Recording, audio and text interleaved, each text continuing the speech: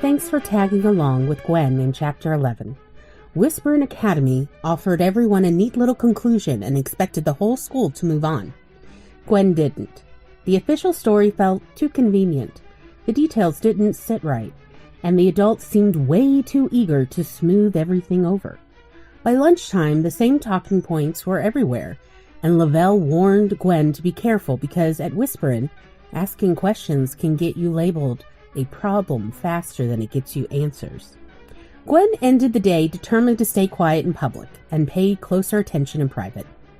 You can catch Gwen's Chaos and Sadie Cohen Bounty Hunter 2 wherever you get your podcasts, Spotify, Apple, YouTube, and beyond. If you've ever tried to keep your life together with nothing but caffeine, sarcasm, and a prayer, you could tap the heart button. Engagement is magic. Leave a comment. Gwen will absolutely overthink it while trying to fall asleep. And you could even toss a coin in the snack fund. Haunted Loonies welcome on Ko-fi, Venmo, and Cash App. And if you are listening to this in December or January, be sure to check out our 80% off Christmas special that expires January of 2026 on gloryfink.substack.com. Your support keeps indie storytelling caffeinated, chaotic, and just haunted enough. Stay tuned, for we're coming soon in Chapter 12, A Perfectly Reasonable Punishment, Detention and Deportation Threats at Glorious Magazine. Stay connected with the Coffee Bunny Crafters Cafe. Subscribe for cozy chaos, creative magic, and behind-the-scenes updates at coffeebunny.substack.com. And you can find me, Glory Fink, at Glory Writes the Blues on social media. Blue Sky, Instagram, YouTube, Twitch, Facebook, TikTok, and Threads. Previously, in Boarding School Murder Mystery, Gwen heard Whisperen style through whispers and half-truths, no fingerprints on the skiff, none on the whiskey bottle, too clean to be accidental. When she asked the detective, he didn't deny it. He got quiet and suddenly wanted her number. Then Gwen uncovered the bigger red flag. Mr. Grunfeld had been the school's internal auditor, and Whisperen quietly decided the audit would just stop. By nightfall, Gwen realized the school wasn't calm, it was managed. And she left her diary page in anyway, not sure if that was brave or reckless. Chapter 11, A Perfectly Reasonable Cover-Ups by Glory Fink. Dear Diary, I don't know how to explain the vibe at Whisperen Academy today except this. It's the emotional equivalent of someone spilling grape juice on a white rug and then immediately throwing a decorative throw pillow over it and saying, "There, fixed it." Except the rug is, a dead body. And the pillow is called Accidental Death, case closed. So that's where we're at. This morning, the school felt lighter. Not in a good way. Not in a we survived something hard and now we're healing way. In the adults have decided we're done feeling things now way. Teachers smiled too much. Hallway conversations stopped the second students got close. The office doors clicked shut like they were allergic to questions. Even the cafeteria oatmeal tasted like it was trying to be extra polite. It was like the entire building was holding up two fingers going, "Shh, we're moving forward." I was not moving forward. I am moving sideways, like a crab, into the truth. During morning assembly, there was an officer there, not the detective I had spoken with. A couple administrators, a few parents who sat in the back like they were attending a play that they had already read the spoilers for. The officer cleared his throat and said the words in the same tone you'd use to announce a canceled field trip. The investigation indicates Mr. Grunfeld had an accidental death. At this time, there is no reason to believe the student body is in any danger. The case is closed. Case closed. There was a pause after, like the building was waiting for applause. And the adults did this thing, this synchronized exhale, like they'd all been holding their breath for days and finally got permission to breathe again.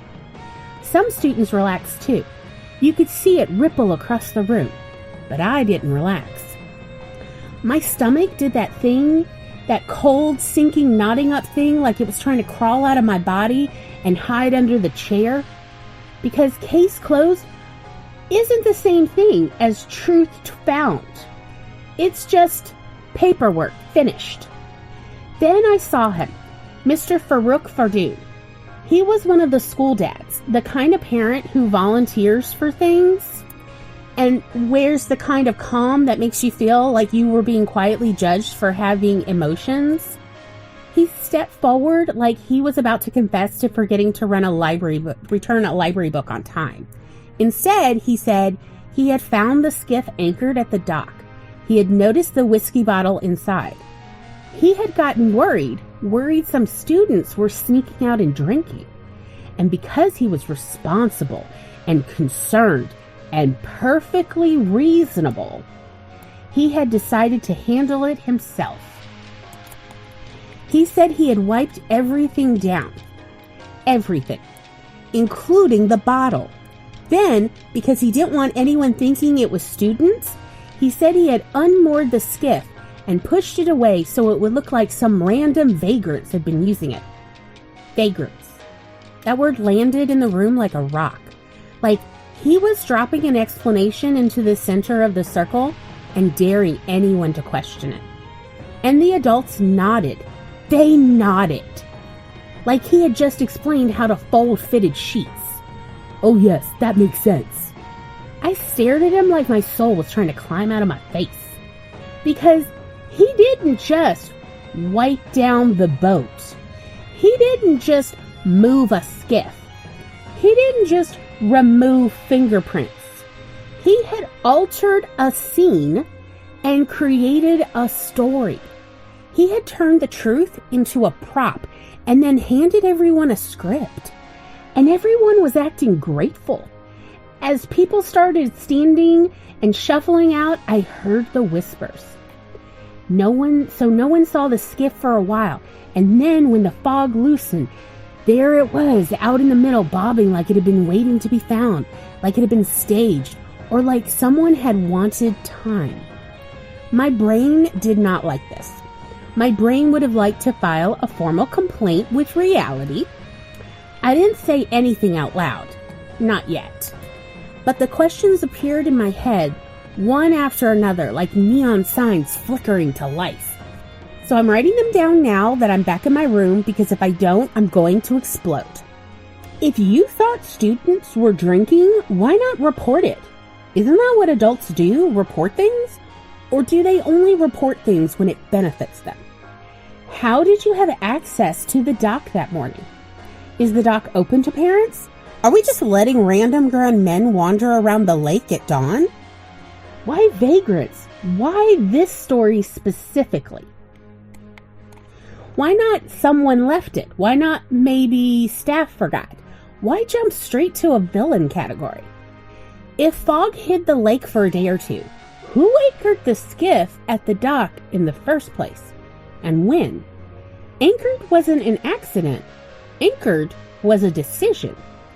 As if the universe wanted to slap me personally, the next update from the rumor mill hit like a wet sock to the face. Mr. Fardoon was going to be the new auditor. This was delivered like it was a good thing, like it was the school showing how seriously they took transparency. You know, transparency. By appointing the man who had confessed to wiping evidence clean. My brain tried to process this and kept erroring out. Because an auditor isn't just a title. An auditor has access, files, schedules, budgets, office drawers, staff records, logs, routine checks. An auditor gets to ask questions, and people have to answer them. An auditor gets to move through the school like a friendly ghost. So the man who has just admitted he wiped everything down is now officially allowed to wander around with a clipboard and a calm smile. It's giving, congratulations on destroying fingerprints, here is a key. By lunch, the story had already calcified into something people could repeat without thinking. Case closed, accident, vagrants. It spread like perfume. Everyone was breathing it, whether they wanted to or not. One table said, thank God it's over. Another table mumbled, it's never over. Someone behind me said very confidently, yeah, my roommate's cousin's friend said it was vagrants. They use the dock sometimes. And the confidence was the weird part. It wasn't the words. It was the way they said it, like they were reciting something they were given. I looked up and suddenly I was aware of how dangerous it was to be the person who wouldn't swallow the story whole. Because it wasn't just about being right. It was about being allowed to speak. And this school does not like noise. After lunch, when everyone was funneling into the hallway like cattle with backpacks, Lavell caught up to me near the stairs and made a little tilt of his head like, "Come here." We stepped into a quieter spot, still public enough to be safe, but private enough that he could talk without it echoing. He didn't waste time.